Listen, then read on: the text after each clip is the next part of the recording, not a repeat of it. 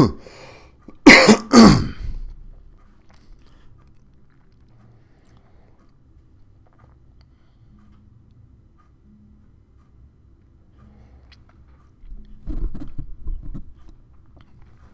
going on? Afternoon, everybody.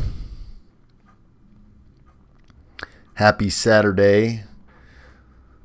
Hope you guys are having a good weekend so far. Looks like I got that sunshine on my face. Hey, what's up, Hunter? Fish Scale? Got to change your name, man. You know, I didn't know what that meant until you first sent me that message. What's up, Chris? Happy Saturday to you too, bud. Do some updates since everybody, including you, Chris, have been asking. Hey, Alex, how are you? How are you? Give everybody a second to roll in.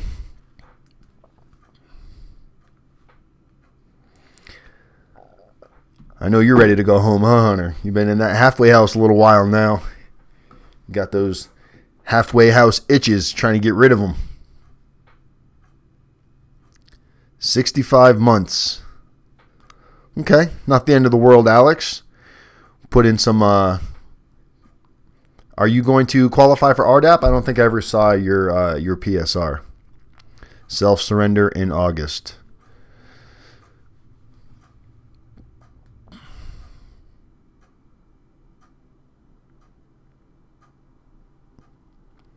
What's up, Juan? Mr. Juan Carlos in the room. Great name, by the way. Very, very fitting.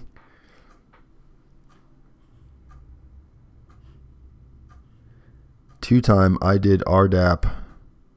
Oh, this is your second time going in, so you can't do RDAP. Did you graduate RDAP? Did you successfully complete it? Because if so, then yeah, I don't think you can take it again. That's a bummer. Hey, John. Afternoon to you. Afternoon. I do have some really cool news to give you guys here in a second, and hopefully Will be joining us. I don't know if I'm sure he'll probably pop in at some point if he's not already watching. Most of you guys have been watching, yes, got 11 months off the first time.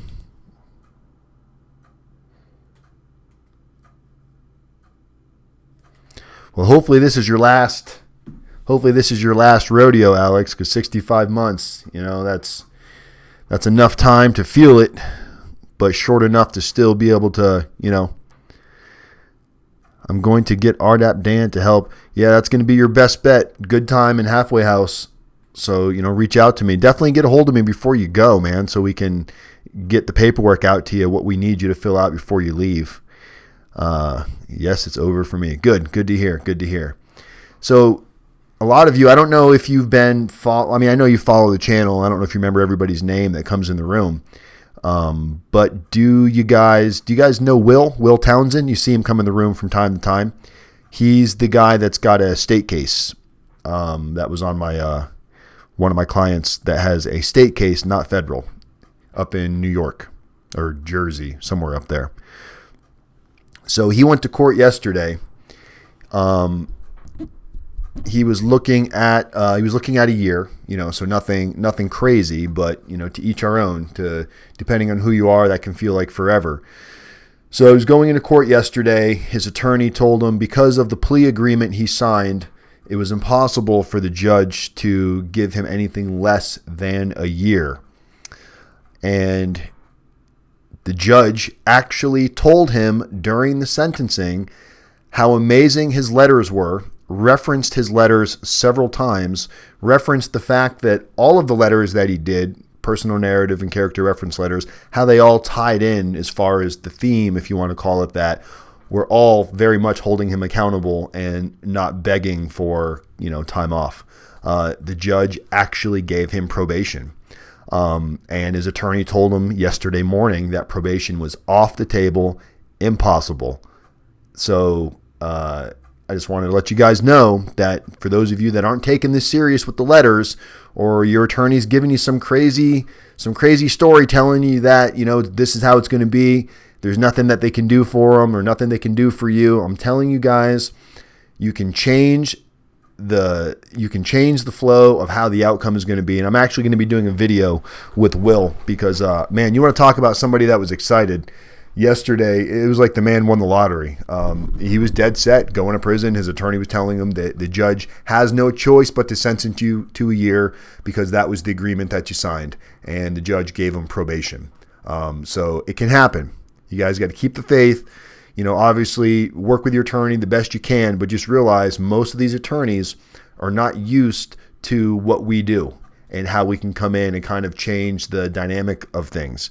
So do not give up hope, guys. Do not give up hope because, and that's state, at least with the feds, there's a set system to follow. With state, it's a little bit trickier. And we got him. I don't want to say we got him probation. He's giving me all the credit in the world, so I'm going to take it. But he did just like Todd. We gave him. Obviously we did the letters. We got all that out of the way, but we gave him a set of direction of what he needs to go in. And man, he ran with it. He did the going out and doing community service, maintaining his job, building his mentor network, calling me whenever he was feeling a little bit, not so good, a little bit of a funky mood. I'm telling you guys, together, if you put in the work and you put in the effort, you can see amazing things happen to you. So I think that's awesome. I want to thank you for those of you that donated last time. That was really, really cool. And we're using that for guys that are on the caseload or not on the caseload, just people that have been with us for a while, that are in prison, that do not have any funds, basically went in with nothing to their name. So we're using that to help them get commissary. So we're going to be reading some letters. So we're going to go ahead and get started on that, give you guys some updates on 3 people. You probably saw it on the thumbnail. So we're going to do Sean, Serge, and Todd. We're going to go ahead and do Sean first. Sean Cowgill, I don't know if you guys remember him. He was in the room for quite a while. He was one of the guys that was actually... What's up, Kevin? I know what you're talking about, the Facebook post. That's funny. Sean was one of the guys that's been in the room. He's not a client. And we should say he is a client. He's not a paid client because the guy had zero money to his name. So I had to do what we could do through sponsors and stuff. And, we're going to try to help him out with the additional halfway house. But he was on pretrial for, I think it was like 5 years. So for some of you, I've been getting calls with questions asking, once you're on pretrial, how long does it take before, you get sentenced or anything like that? Sean was on pretrial for 5 years waiting. I think he got 60-something months. I don't remember exactly. So let's go ahead and read an update from Sean, okay? So, good morning. I just had pancakes and an apple with milk and coffee for breakfast. As I watched the sunrise above the snow top of the Rocky Mountains, and yet I did all of this from federal prison. I can still appreciate life today as I'm on my way to math class and then to wash dishes for 12 cents an hour. My out date is July 22nd, 2019, as long as I get RDAP and 6 months halfway house, which should all be on my PSR. I am waiting on the list to be approved for RDAP. I have written 12 letters to family and friends with only one response back from my good friend Nick, who accepted me on TrueLinks. I thought at least some of the others out of the 12 would write back. I do need to thank you for emailing me and all that you've done leading up to my sentence, and especially the self-surrendering to the designation problem I had. I have talked to a dozen inmates who also were told by their lawyers that they had to turn themselves in to the marshals and were not allowed to go to prison to self-surrender. This is fake news. Prison consulting is a need out there just because of the lawyers' bogus information, if anything. When I get out of here, I want to go on YouTube and do what I can to help you with the videos so people that are on pretrial can know what the lawyers do not do. Thank you again for everything that you've done. You've been an amazing friend, Sean Cowgill. So, there's Sean. And the reason why I wanted to do him first, guys, is, look, this is one of our guys. There's Will. We were just talking about you, Will. I just gave everybody the good news, so you can go ahead and reshare that. But, guys, the reason why I wanted to do Sean's letter first is Sean he's going to struggle throughout prison, because when you're in prison with nothing, it can make your prison stay really rough when you can't have any commissary really. You're making 12, 15, 20 cents an hour. You're making, $15 a month. Doesn't go very far. So the reason why I wanted to do Sean first is if anybody wants to donate, any donations that come in today are going to go to helping Sean with commissary and putting money on his book so he can buy, things that he needs, hygiene, maybe some sneakers, sweater, basically things that he needs. We're not trying to make sure he can eat like a king in there, but we're trying to help him with the basic necessities of what somebody might need in federal prison. So if any of you feel like helping out Sean, like I said, none of the money goes to me. YouTube takes 30%, so the other 70%, 100% is going to go towards guys that are in prison. So if you want to help Sean, and I'll make sure when we send it out, I'll also let him know who sponsored him, who helped him, so he knows where the money's coming from, so he doesn't just think that RDAPdan was being, super awesome and giving him free money. I'll let him know that it came from guys like you. John's asking, how do you donate? So on the bottom of the screen, let me turn my camera around here because I don't know how to do it otherwise. You see right there, get the mouse. There's a little money symbol, and that's where you click on the donation. I'll probably start posting my PayPal link on here just because more of it would go in there instead of YouTube taking 30%. So that's that much more we could give to anybody. So anyway, that's how you donate. You click on the money symbol. So any donations that come in today are going to go to Sean. And if we get any substantial donations, it'll go to other people as well. But I want to make sure, Sean's a good guy. We're doing what we can do for him. But it's something that would be appreciated. And I know there's a lot of guys. When I was in prison, the seemed like the saddest group of guys. When I say sad, not like the saddest looking, but like just the guys that were dealing with time the hardest were the guys that didn't have family support, they didn't have friends, and they didn't have any money in there in order to be able to do things like that. So anyway, just wanted to give you guys that update. So anything you guys can do, that'd be awesome. Sean will greatly appreciate it. Will, you're the man. Will just set the pace, $30. Will, thank you, appreciate it. All right, so that's Sean. Oh, I also want to update you guys with something else. This is crazy. So I've got another client. You guys haven't spoke with him yet. He hasn't come on. He hasn't been on the channel. He self-surrendered. What day did he self-surrender? It was just a couple days ago. Let me look here and see. So he self-surrendered, thought he was going to the camp, okay? He thought he was going to the camp. Finds out when he got there. Thank you, Miss Dutchy. Awesome. I appreciate it. Very, very cool. I'll make sure for those of you that are donating, it's for an amazing cause. There's no hidden agenda here. I'm not going to use this to go out tonight and, whatever. Just want you guys to know that I'm going to send this money to people that are in prison, and they're going to know who sent it. Unless you don't want it. If you want to be anonymous and you don't want them to know who you are, but maybe I'll just tell them your first name or somebody from the chat room or something, just so they know that there's a support group out there. Also, in the body of this email, I got Todd, Serge, and Sean's information. So if you guys want to send them mail or anything like that, the only one I don't have his address for is Serge, because Serge is in transit. He's finally transferring from LOMPOC to Sheridan. So he actually sent me, and I'll read that email to you guys next. So it's amazing. I appreciate that, Miss Dutchy. That's awesome, awesome, awesome. Goes a long way. You guys have no idea what $50 can do for somebody on commissary. That could make their entire month if they budget their money right. Their entire month. And if I don't think they budget their money right, I'll make sure that that we do it in a way to where I budget it for them, where I don't give it to them all at once. Maybe I give them, $15, $20 a week so they can stretch it out. But we'll make it work. So anyway, if you want to email anybody, it's in the subject, in the description of the video. You can get their address and mail them and contact them through that. It's got their BOP number and all that good stuff in there. So back to Randy. Randy was a client who self-surrendered a couple days ago. On his paperwork, and somewhere some shit got really, really fucked up for Randy. On his paperwork that his attorney sent me, his attorney calculated him at 10 points. Okay, 10 custody points, meaning that's camp. Dan, you are I'm international. Woohoo! That's what you get with 1,000 subscribers.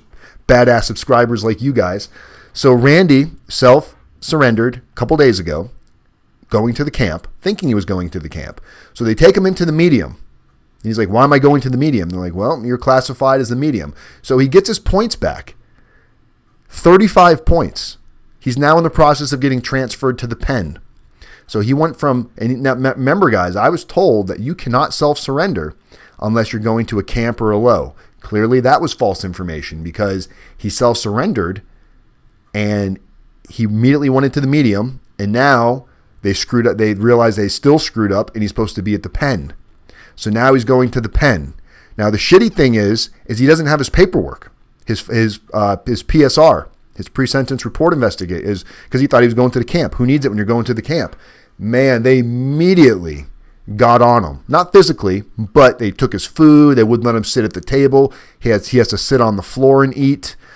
He can't go anywhere. When he goes in and showers, he said the group of guys follows him in there and they just stare at him, and they're hounding him for his paperwork every single day. So his wife overnighted his PSR, which his PSR is clean. You know, he's got nothing on, no sex offense charges. Doesn't have, thank God he doesn't have any cooperation. There's nobody to cooperate on. He was in a crime by himself. Thank God. Because if he went there with a 5K1, he would be screwed, or any kind of cooperation, he would be screwed. Now he does have an extensive background, guys. He's got a lot of not necessarily violent, just a lot of DUIs, a lot of different things like this that really piled up that just got miscalculated from his attorney. He was thinking he only had 10 points. So it's real important, guys, that you calculate your points the best that you can. Now, if this is your first time getting in trouble, or you've got maybe one or two things in your background that aren't too serious, still calculate. But clearly the BOP makes tons and tons of mistakes. His attorney, the judge told him he was going to the camp. His attorney told him he was going to the camp. I just assumed with all this information, he must be going to the camp. And some mediums are no joke. No, they're no joke at all, Alex. And now he's being transferred over to the pen. They're telling him he's got like 72 hours to get his paperwork, or they're going to make him check into the shoe.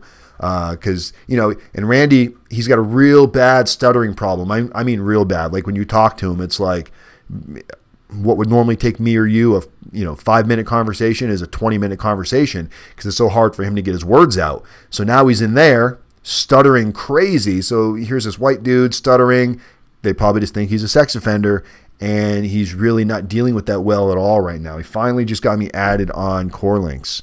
I don't know how they messed that up. It's the BOP, man. The BOP is notorious. That's why it's so important for you guys to take heed to that and realize that you need to pay as much attention to your own case as you want anybody else to do. If you're just going to sit there with your head in the sand, that's the kind of stuff that I'm not saying he sat with his head in the sand, but I'm saying you've got to go in, just like Chris did. You got to go in, learn how to calculate your own sentence, because it's not just a quick algorithm. You've got your age, your crimes. Yeah, so many different things play a role. So anyway, scary stuff. Thank God, no 5K1, nothing like that. So yeah, he's going to the pen. And let's give Will another round of applause. Will, I'm the only one clapping probably. Come on, go ahead and clap, even though we can't hear you. If you clap, let me know. Will Townsend was looking at time. His lawyer told him there is no way possible you're going to get probation. You signed an agreement. You were definitely going to prison. Get it out of your mind. And that judge referenced all of Will's letters that we worked really hard on. And Will tell you that the letters he sent over originally probably would have crucified him. We told him, hey, we need you to redo these letters. We need to start over, a couple of times with a couple of different people. And Will dug down deep, put what was into those letters. We talked about his allocution. He sent me his allocution. We had to make changes on that because in the end of the allocution, it was asking the judge for probation. So as hard as that was for Will not to ask, he never once asked the judge for probation. It never came out of his mouth. He did everything with action. His actions are what spoke to that judge. And the judge said, fucking probation, man. A year, I think he said 3 years probation. I'm not sure how long he said, but he defied all the odds, just like Todd Hansen did. And it just goes to show you, when you put the work and effort in, positive outcomes can come from this, guys. You got to have a positive mindset. It's so important. So, Will, that's best news I heard this week, man. That's what I like to hear. And again, Will was a state case, not federal. So to see that happen on the state side just goes to show, RDAPdan can cross boundaries. Tamara, how are you? Thank you. I just shot Ian an email this morning to see how he was doing. His last email, he sounded a little bit bummed, just waiting for everything. But thank you for joining us tomorrow. And for those of you that are just joining now, that are just popping on, just want to remind Sean Cowgill, the letter I just wrote or just read. He's one of our followers. He's been in the room. He's been a supporter of us. He's engaged with you guys several times. He's maybe even spoken to you guys on the phone. He's one of our clients that is completely indigent, has zero money, and we are raising donations for Sean while he's in prison to help him with his commissary. So anything that you guys feel comfortable donating, whether it's $1, $5, whatever it is, we're going to make sure that whatever comes in today is going to go into the commissary bucket for Sean Cowgill. And his information is also in the description of this video.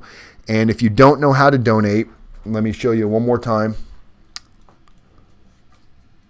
There's a little money symbol. Where's it at? Little money symbol right there. You just click on that money symbol and it will allow you to, I don't know if it uses PayPal or however it uses, I'm not sure. But anything you guys donate is going to go towards Sean Cowgill's commissary, and that will go in there. That money should, whatever you guys donate today, I should see that in about 2 to 3 days. So as soon as it hits the account, we will send that off to Sean Cowgill. You guys are amazing. Will, $30, and Miss Dutchie, I'm not sure what that conversion is, but it's $20 in your currency, Swiss francs. So I'll have to look at the conversion on that. But again, you guys, there's no amount that's too little because these guys have nothing. So even if they get $5, $10, that makes a huge difference to them because there's things that they can buy. They can buy tons of little soups that make a difference in the middle of the day when you're starving and you're waiting for your next meal. To have a soup in the middle of the day can make all the difference in your energy and your frame of mind. So it goes a long way, guys. I appreciate it. And amazing. So let's read the next letter here. We're going to read a letter from Serj. You guys all remember Serj, right? All right. And remember, all these people's information is in the description of the video. If you just scroll down a little bit underneath today's topic, you will see what's up, Javier? Boom, there he is, Mr. Javier in the house. Haven't seen you in a couple days. So we're going to read a letter from Serj. This was on May 31st. Hey, Dan, hope all is well with you, and thanks for reaching out. I have already packed out, and I'm ready to be shipped at any moment to Sheridan. Now, there was an update to this email, but it was so short, I'll read it in a second. I should be leaving the LOMPOC no later than Monday. The transit can take around 2 to 3 weeks from what I've heard with a pit stop. As far as I know, my goal is to complete the RDAP program in Sheridan and hope to maximize the halfway house time as much as possible when I get to that point. I have heard that the class starts in July or August, but these are just rumors from other inmates. In regards to Todd, he is doing great with positive spirit, and I'm helping him meet new positive individuals on a daily basis. Todd has a great outlook on what lies ahead based off his current environment. I have no doubt that he will do his time positively and better himself as a human being, as we should all be doing when sentenced to federal prison. We also walk around 10 to 12 miles per day and have a high-intensity workout which lasts for about 2 hours. Todd passed the prison physical test. Hey, just touching base. Hope that was my email. So after I got that email, he shot me another email just the other day, right as he was leaving. It was literally like, it was $20. Okay, thank you, Miss Dutchie. I appreciate that. You did the conversion for me. So Serj sent me another email. I'm not sure where it is. Oh, here it is, actually. Hello, hope you're enjoying your day. Just checking in with you to see how you're doing. And if you need anything that I can help you with, happy hamburger day, if that's still a thing. Give me oh, that's not the one. Okay. So he sent another one. I don't have it in front of me, but he sent another one saying that he's in transit now. So he was leaving the prison. So he shot me an email right before he left. That's why if you look him up on the BOP, it says not in BOP custody. He is, but he's in transit. So they don't have him at a location because he's in transit. So that's why we can't send Serge any mail just yet. So anyway, so that's really cool to be able to know that everybody, look, we keep track of everybody that goes in, guys. So when you go in, you can count on me emailing you once a week just to check. And then when you have questions, you know, it's not like we forget about you once you go in. I know what it's like to want to get emails and stuff. So we have a system here at Federal Prison Time with rdapdan that we automatically send. You know, it's not hard to do. You know, you can CC. So when we send out a blanket email just to check on everybody, you know, there might be some people that we send out specifically targeted emails for specific needs, but for most of you, we just send out a general email just letting you know that we're here, we're thinking, and as you respond, then we communicate back and forth. So between Shelly and I, you know, we stay on top of that because that's a big deal for you guys and giving you guys information as to what's going down in Prison Town. All right. So that was Sean. That was Serge. And remember, Sean's our focus of the day, guys. You know, I know he's over there struggling. He's got nothing in there. So anything you guys want to do to chip in and help out Sean would be appreciated. All you got to do is click on that little money sign, and we will be sending Sean some money the beginning of next week. All right, so here's our third and final letter from Mr. Todd Hansen. Hi, Dan. Things are going well. So much better than I ever thought. I've been reading and focusing on my character flaws. The weight pile that they have here is a great stress reliever as well. Last week, I've been able to congregate with many people that I would never have an opportunity to on the outside. It has been a very educational experience for me. The majority of people are more polite than my neighbors back home. Amazing. If only people of different races, creeds, and religions got along so well out there in society. Let everyone know that there is absolutely no reason at all to be sweating going to a camp, or a low for that fact. It is really laid back with plenty of programs and things to keep you busy. I have found that by speaking to all the people whom are outside my comfort zone, like gangbangers and hardcore guys, it allows me to socialize with pretty much everyone in the camp without any problems. It's heartbreaking to hear some of their stories. In the chat room, I was concerned about what was going to happen to me and if I would feel uncomfortable all the time. After hearing some of the repeat offenders here, I realized just how good I've always had it. I'm also coming to the realization that the white privilege I've always made fun of is a very real thing in the criminal justice system. Tell everyone that I'm doing fine and they are all going to be all right. A camp, at least, is nothing to be concerned about. Take care, Todd Hansen.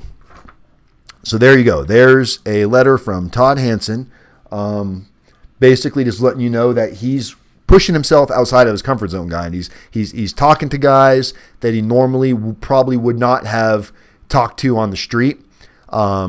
He's identifying things that he'd never identified before. You know, like you said in there, the whole white privilege thing. He's always kind of taken that for granted and thought it was just, you know, a bunch of bullshit. But now that he's in the prison system and he sees all of these guys that are wrapped up in it, he's starting to see that it really is an epidemic out there where, you know, race really is a strong dividing factor in so many different areas. And the media doesn't help at all. I mean, it propagandas it pushes it forward, it fuels it because it brings in revenue and generates ratings. So it's sad and fucked up, but it is what it is. And by doing things like what Todd's doing right now, by taking himself outside of his comfort zone and hanging out with, you know, gangbangers, he's learning that once you get to know somebody, once you get to see them beyond, you know, the gold grill, the dreadlocks, the face tattoos, you know, once you get to know somebody beyond that, you really no longer start to see those things. And I can relate to that because I forgot all about that now, because now it's such a normal part of my life. But prior to me going to prison, that was the same thing. But all through prison, you know, I met guys and I met other dudes that lived completely different lifestyles than me, that lived, rough, indigent, that lived, basically grew up their whole lives either fighting, like physically fighting or gang banging, whatever it was. And these were people that if before prison, I would have walked on the other side of the street just because of the way that they looked.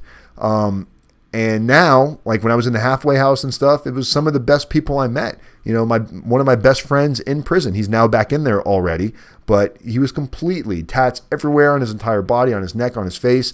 But when you get to know him, he was just really a really good guy who made some bad choices and inked up his entire body to where it's going to be really hard to go out there in the real world and go get a job, because you are going to be judged when you make those kind of choices.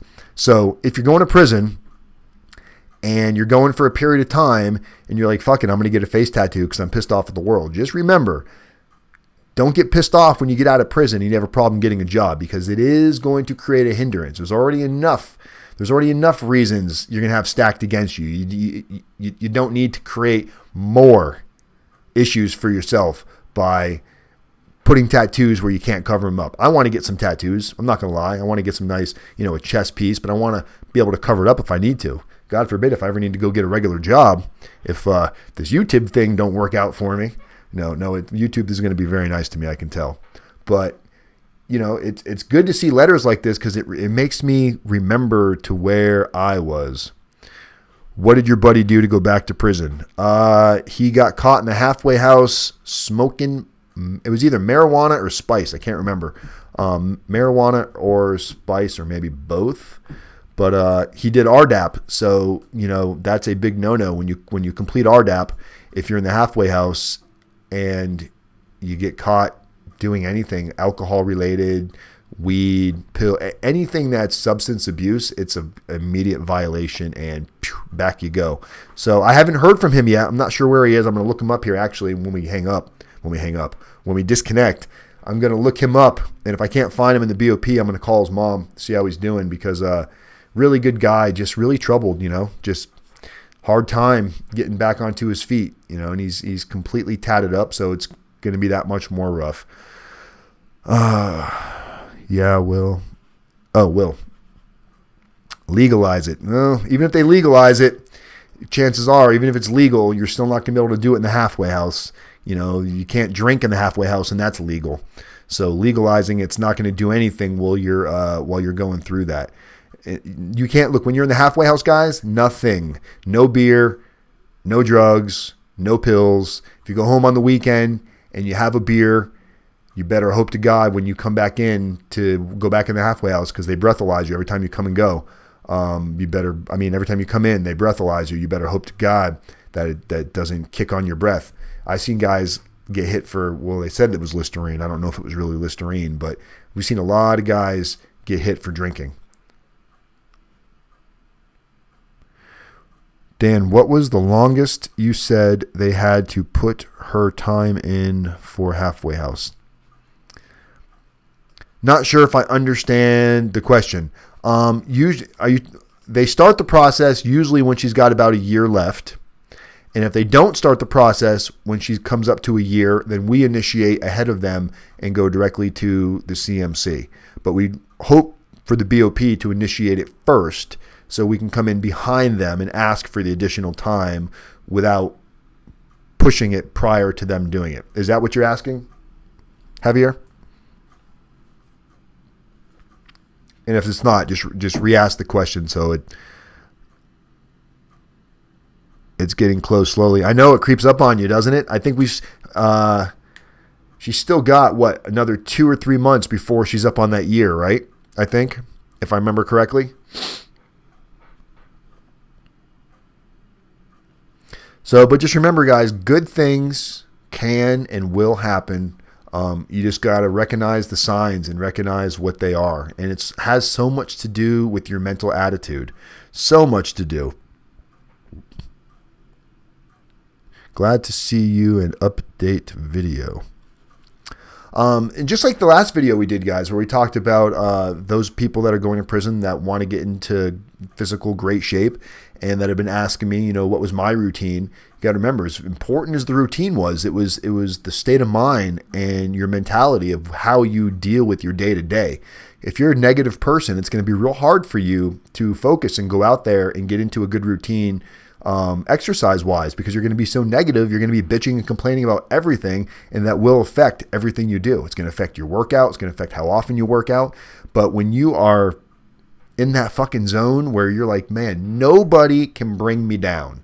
Nobody. And if I even feel myself going down, I'm going to climb right back up. I'm going to pick up my Bible. I'm going to pick up my Tony Robbins book. I'm going to go find the mentors that I deal with. Yesterday, I posted a little thing on Facebook. It's just something I was thinking about.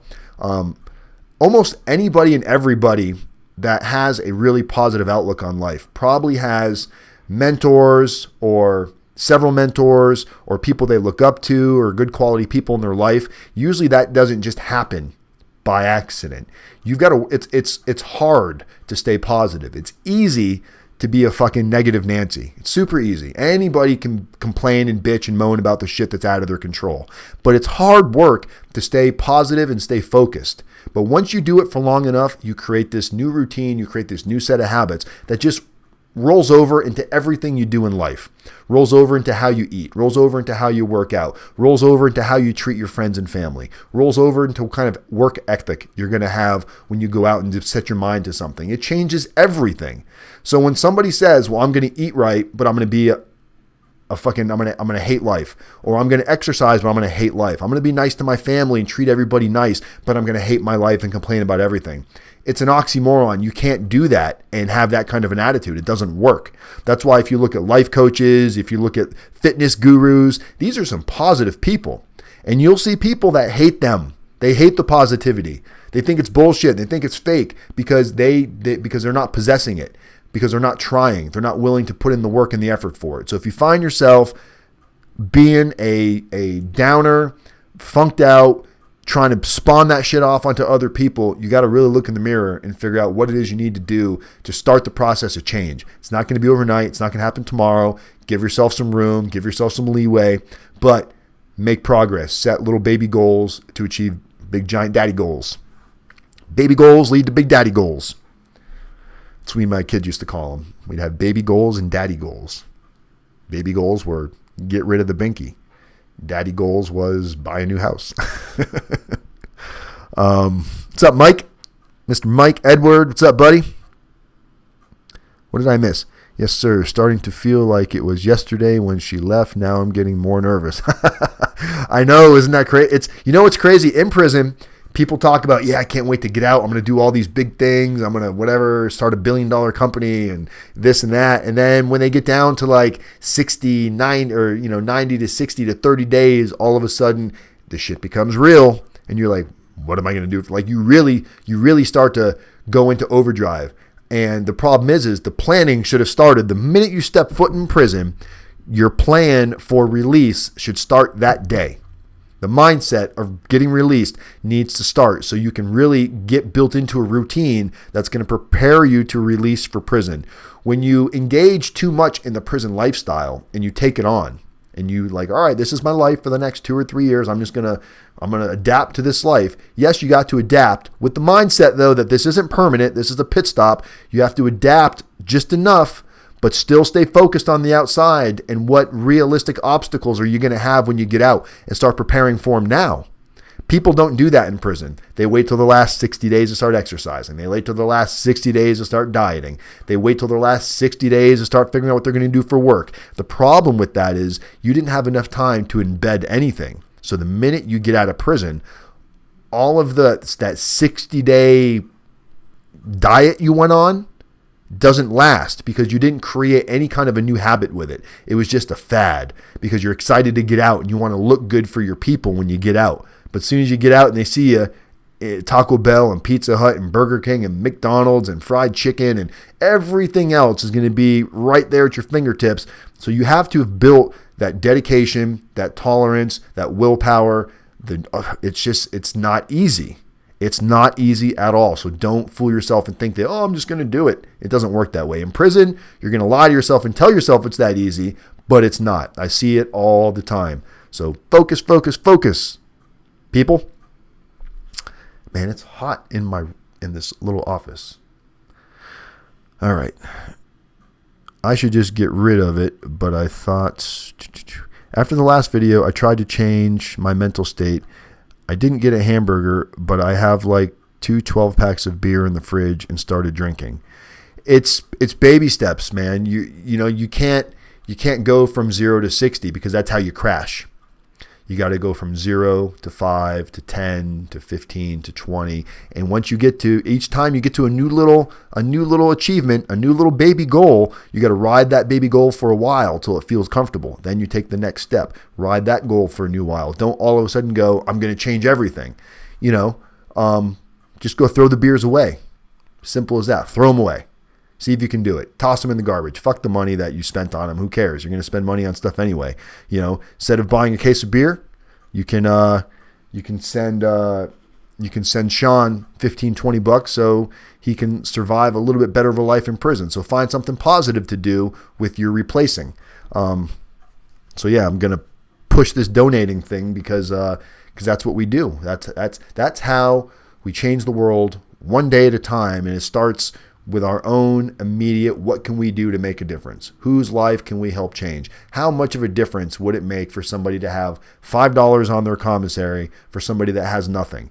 I can't tell you. When I used to see guys in prison, when their family would put 10 or 15 bucks on their books, it was like Christmas to them, where I was used to having, because I had money before I went in, so I used that for my commissary. So commissary for me was just automatic. I took it for granted. But when I would see guys that didn't have it, it was weird. It was weird seeing how thankful they were just to have that $5 or $10 where they could go buy a bag of coffee. Things that, you don't get free coffee in prison. Sometimes with breakfast, you might get some shitty mud water. But for the most part, it's a struggle when you don't have anything. And not everybody's got that luxury of having people out there. And not to say that he didn't do this to himself, but, we're trying to allow him to find peace in there to where he can focus on getting his mind right. And it's really hard when you're hungry. If you've ever been hungry and you don't have money to eat or food, man, that's when some of the most negative thoughts cross through your mind. Edward is asking, how do you donate? So let me show you, Edward. I'm going to turn the camera around here and I'm going to point to it with the mouse. So right here, there's a little money symbol. And all you do is click on that and follow the instructions. I don't know if it comes out of PayPal or whatever, but yeah, so it's pretty simple. Anything that for those of you that just joined, anything that we raise today is 100% going to Sean, and if it's a big chunk, then I'm not going to give it to them all at once. Make sure, people will go out there and just blow their entire commissary and then they won't have anything for the rest of the month. So what I have separate accounts for the guys that are going in. So we put the money into, when I say account, through the PayPal where it goes into, I can set aside where the money is going to get allocated for. And we'll put that money in there for Sean, and then every week send him a little bit so he has money throughout the month. Things like that make a fucking difference. And then there's, here, let me give you guys this too. Hold on one second. Let me show you something here.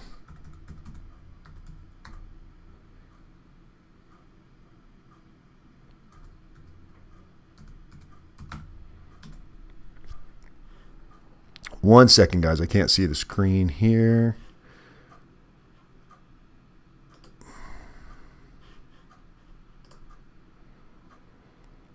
For those of you that are like doing this on phones and things like that, make it easy for you because I know it's hard. So here's a link right here, guys, that I'm posting. And I'm also going to put that right into, does it let you click on that link, guys? But if you copy and paste that, and it's also in the description.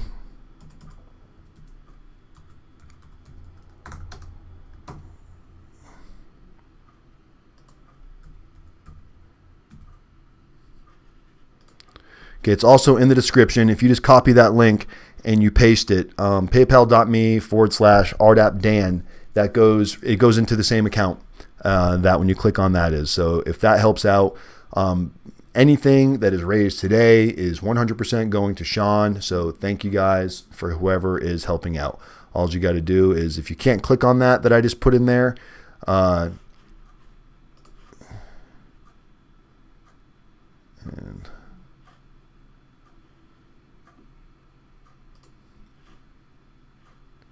here we go. Here's the link, fellers, ladies and gentlemen.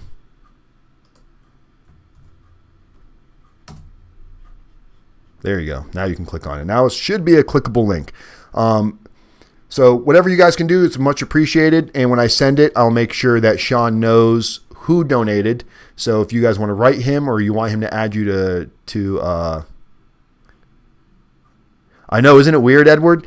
All these people, it's like, and that's the thing, is guys are going to leave, guys are going to come, and then guys are going to come back. That's going to be the weird thing when you start seeing these people getting released and coming back into the chat room when we've been talking about them for so long. That's going to be the really really neat thing, is seeing guys come back. And was so weird watching my video when before I went into prison, and when I got out, rewatching that video and just thinking about where my frame of mind was and how it was so broken then, and I was in such the victim mode and not wanting to take responsibility and minimizing the stuff that I did. I know what I wanted to read to you guys. Thank you very, very much. Awesome $10 donation. So he's gonna have a good week, guys. There's no doubt. I really appreciate this. So I made a diary before I went into prison, or when I got in trouble in 2011. And it was interesting because it was talking about a lot of the same stuff that you guys are going through now. So let me see if I can find this real quick without recent.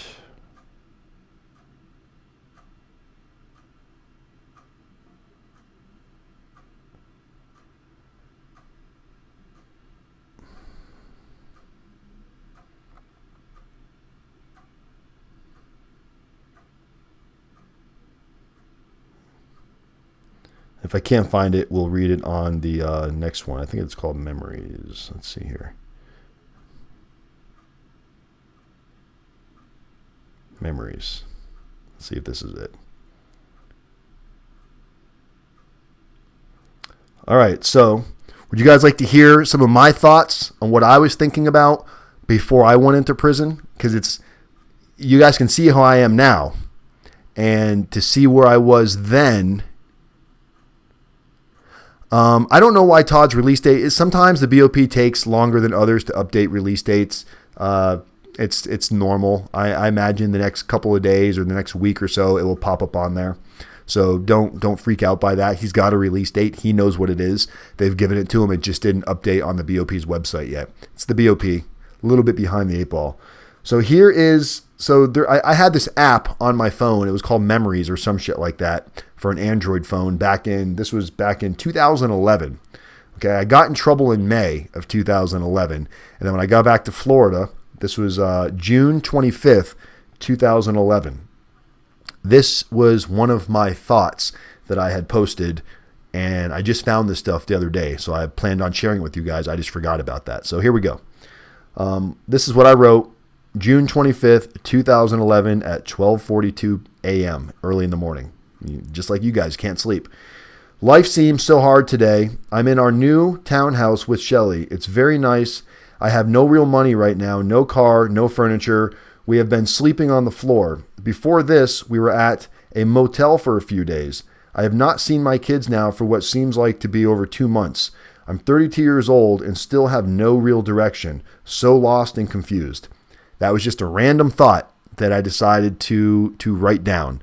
Just a completely random thought.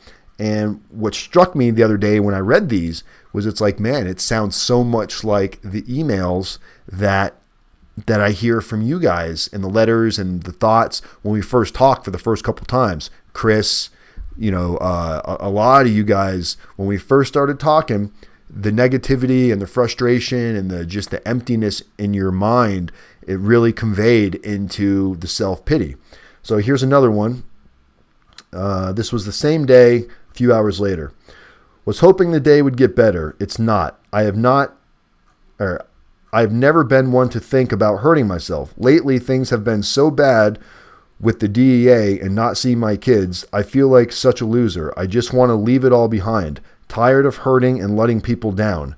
Shelly is the only person sticking through this with me, and I can't even smile at her. I hate who I am. I feel as if something very bad will happen soon. I just want to cry and scream until this horrible feeling leaves me.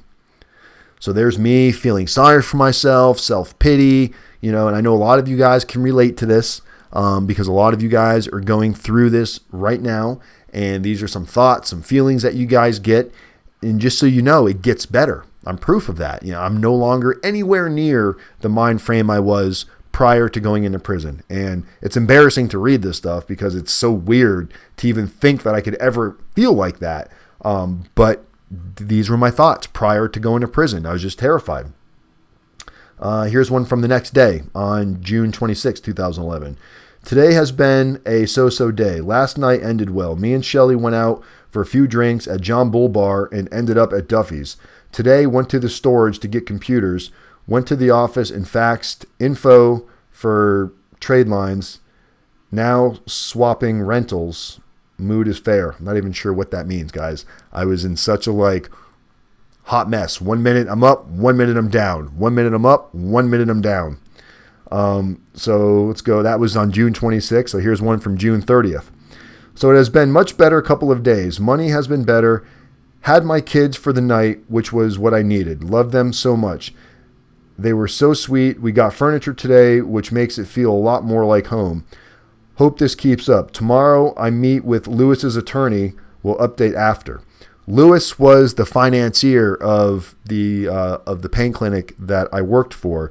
He was the guy that put up all the money. He's the one that came up with the plan, the design, and he was the one that did not go to prison. He was the one that got probation out of our entire indictment. So that was June 30th, and I was going to sit with his attorneys, and come to find out, his attorneys were just trying to figure out where my mind was so they could use anything I said. Again, I didn't know. I didn't have an attorney at the time. It was just like you guys. You don't know. You just want help. So anybody that's looking to talk to you, I'm just reading. Wow, sounds way worse than me. I'm telling you guys, I was in a bad spot. Dark tunnel. Okay, that was June 30th. Now we jump all the way to July 13th. Today, woke up at 1 a.m. to head to Savannah. So remember, I lived in Palm Beach County. Savannah is where my court was. That's where I had to go to court. Today, we woke up at 1 a.m. to head to Savannah. We got there around 8 a.m. to find out the court date was changed to September. It's been tough, but we've managed to get this far. Somehow I kept a positive attitude. So we drove all the way from Florida to Georgia to get there to find out that the court date had been changed. So I hear you guys talking about it all the time. You feel like the government's fucking with you and they're making you jump through hoops. It's just a broken system. There's no streamlining. There's no brick and mortar. It's just people not knowing what the other hand's doing. It's very, very frustrating. So that's why I love doing what I do now, because I really do identify with where you guys were. I wasn't always this positive, upbeat person. Even when I was negative, I tried to be positive. But guys, the negativity got me. It really, really, really did. Here's about a week later, July 21st. Today has been rough. It's always tough. I have a lawyer now who seems to be on top of things. Now they're saying they have some informant who will testify. Not sure on what grounds. This whole thing is draining. I feel like I'm being toyed with. I don't want to be taken away from my kids. I feel so scared of what they will do to me and Shelly. My heart will not slow down at all. I do not know what to fucking do. So that was July 21st. Anxiety, freaking out, just not knowing anything about what was coming next and nobody being able to give me any information.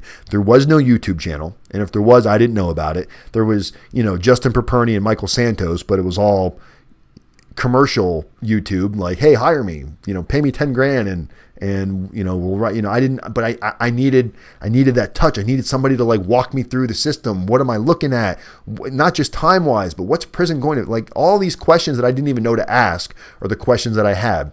And that's the problem. When you guys first go through this, it's not like nobody will answer your questions. You don't even know what questions to ask, but you know that you feel empty.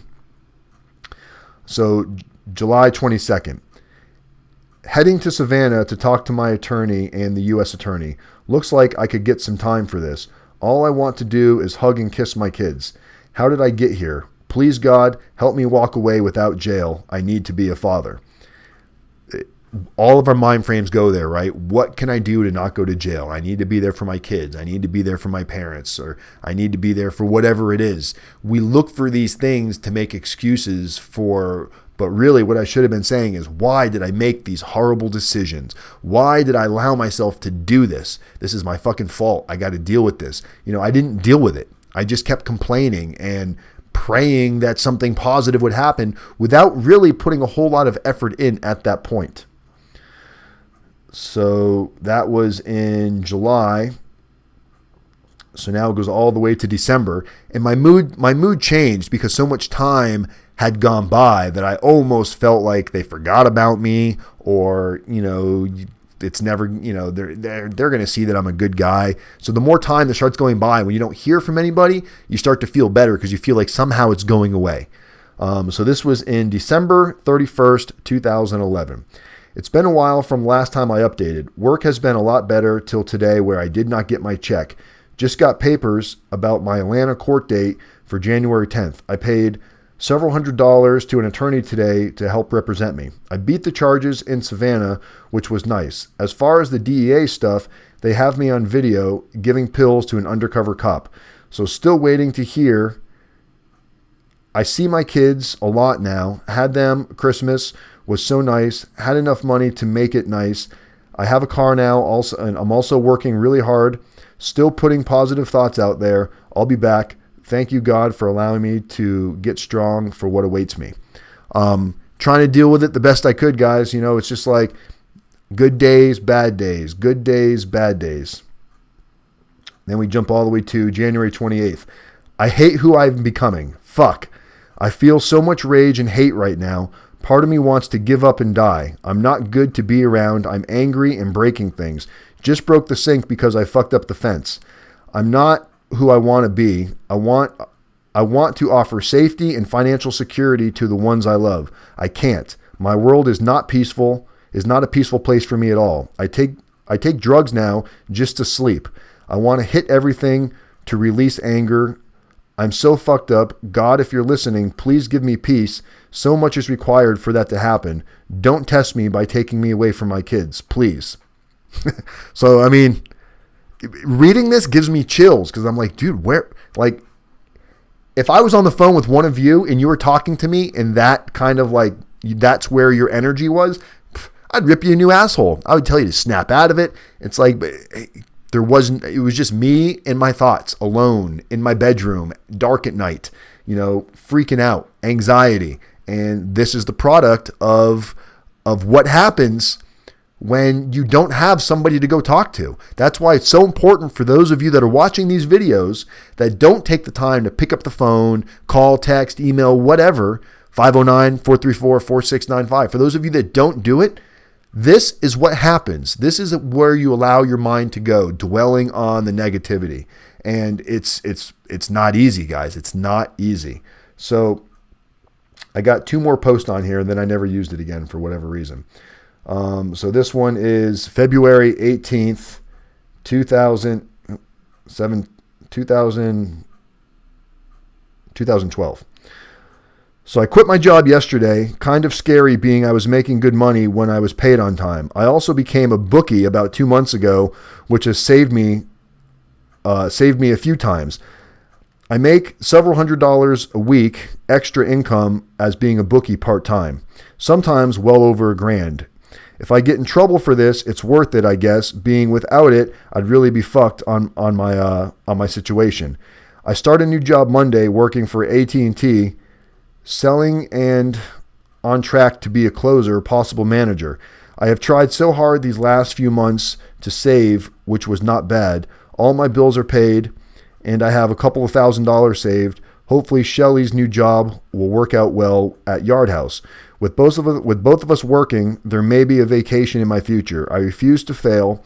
I do get bummed at times, but all in all, I have to steady climb out of this ditch. I was able to buy my own furniture and get rid of all of the rental shit that we had. Still waiting to hear about Georgia. So for now, all is okay. We'll check in soon. So I hadn't heard anything for a while in Savannah. And Savannah is where my case was out of. So because I haven't heard anything for a while, I start to get a little bit better in my mood. I start to pretend like it doesn't exist. And I start to live life like everybody else does. But it's always sitting there in the back of my mind, which causes me to go in here and make these comments.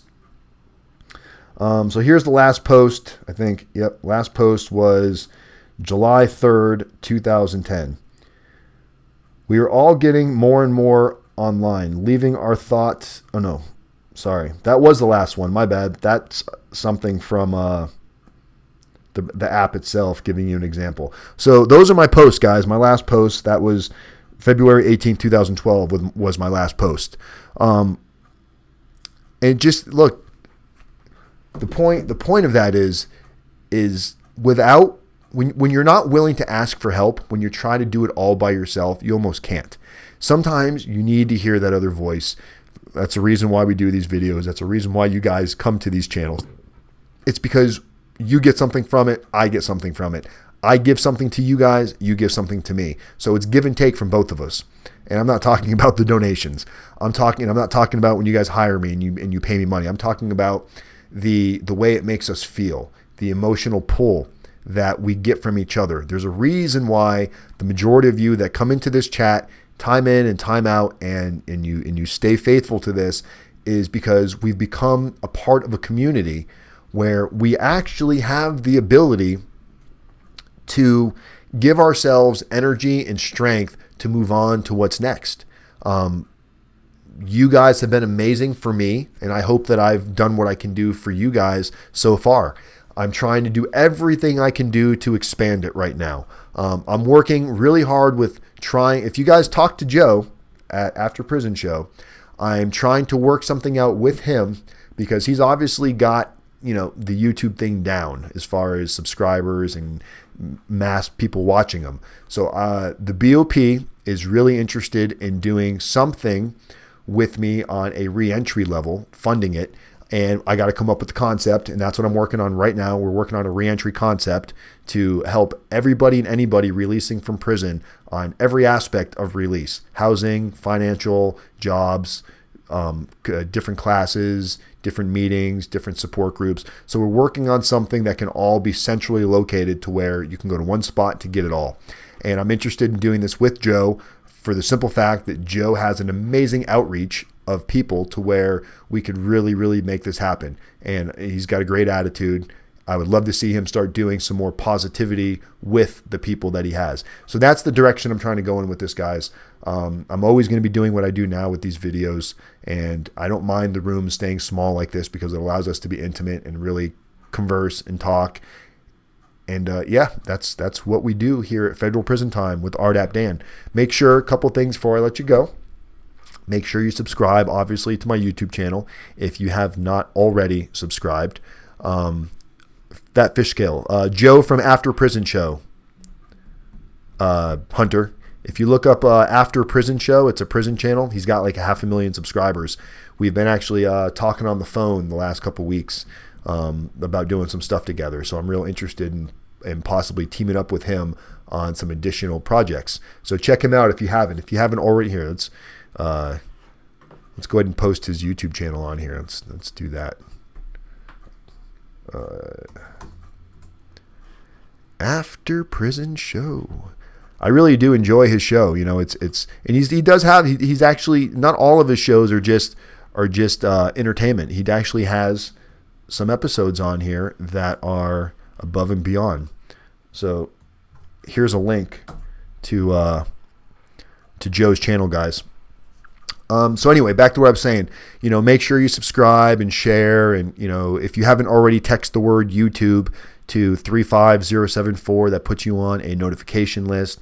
Every time I do a video, I send out a text message notification letting you guys know what time, what the topic is going to be. This way, if you have specific questions or something you want to prepare, you'll be a little bit better prepared for whatever episode we're going to be talking about.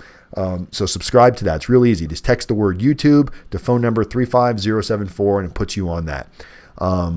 We've got Sean in prison right now. Sean's been a loyal follower of ours, guys. He's been in this chat room the whole time with us.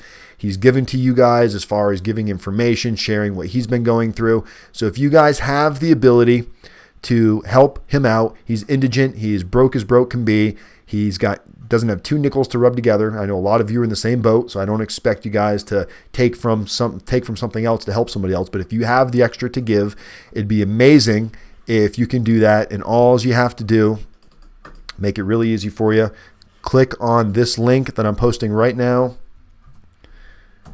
And it's a PayPal.me donation. Any donations that are raised today are going to go to Sean to help him out with commissary. He needs, sweaters, sneakers, sweatpants, hygiene products, some basic food to get him from meal to meal. So if you guys are able to help at all you got to do is when you donate, you just put in the subject, you just put Sean in there, and that will go to Sean. Even if you want to donate after today, just put Sean in the subject, and I'll make sure that it goes to Sean. Sean's information is also in the description of this video. So if you do want to mail him anything or send him mail or send him books or magazines or whatever, his information's in the description of the video. It's got his BOP registration number on there. So that would be amazing, guys. Without you guys, this channel doesn't mean anything. So we've got 1,000 subscribers. And I know in the world of YouTube, that's a small fish, but man, we're in a niche market. So he's doing time at Florence. He's in Florence, Hunter. He's at the camp in Florence. And his information, here, make it easy for you guys again. Copy, paste. Here's Sean's info. There you go. BOP number, the address, all that good stuff. I believe that's all you need. But yeah, anything you guys can send him, or if you want to donate and we'll send him money, then he can do what he wants to do with it. That would be amazing. But you guys rock.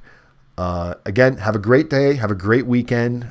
I am going to go take a shower and wash this gel out of my hair. What do you guys think? I'm growing out the hairdo. The back is bald as fuck. You guys want to see how bald I am? This is embarrassing.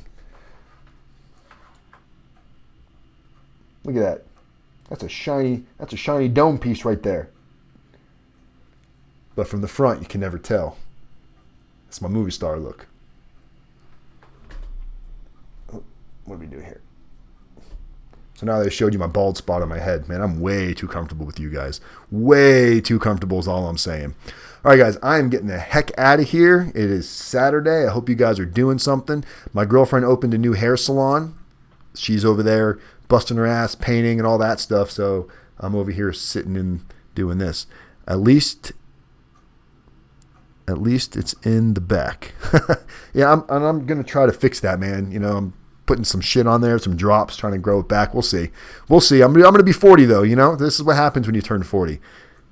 40, I can still get down and do some burpees and get down and exercise with those 21-year-olds and run circles around them. Bring it on.